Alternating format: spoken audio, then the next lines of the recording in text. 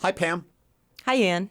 We know the Trump administration has been trying to eliminate support for the Corporation for Public Broadcasting, which provides some funding for the Public's radio and Rhode Island PBS. What's the latest? Well, that actually happened. It's a day that we had been preparing for. This rescission package that was sent by the White House to Congress was something that we had heard about, we've been preparing for. We hoped it wouldn't happen, but that has happened. And so we are in a fight for our very existence. How will that affect public media in Rhode Island? It's unclear what's going to happen right now. We are in the middle. So now that this rescission package has been sent to Congress from the administration, Congress has up to 45 days to consider it and either vote for it or against it. If, in fact, they vote for it, which means the rescission package is accepted, we would lose our funding here in Rhode Island, and funding for public media across the country would go away. It would decimate the system.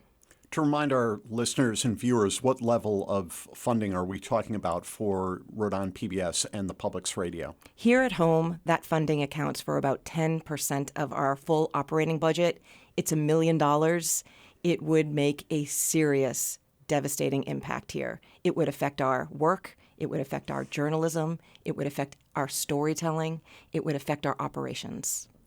$1 million is certainly no small amount of money. How do you respond to those who say that the federal government should not be providing support for media? In a world where trusted, credible, independent voices are becoming less and less, public media is a reliable source of information all across the country. It's also quite American. All of these stations are independent. They're locally owned and operated and created right here for and by the people who live here in Rhode Island. The stories that you hear on the Public's radio and Rhode Island PBS are made by Rhode Islanders. And that's the same all across the country. I think it's incredibly valuable and would be a devastating loss to our country. If people hearing your voice now want to do something to support public media in Rhode Island, what are the most effective ways they can do that?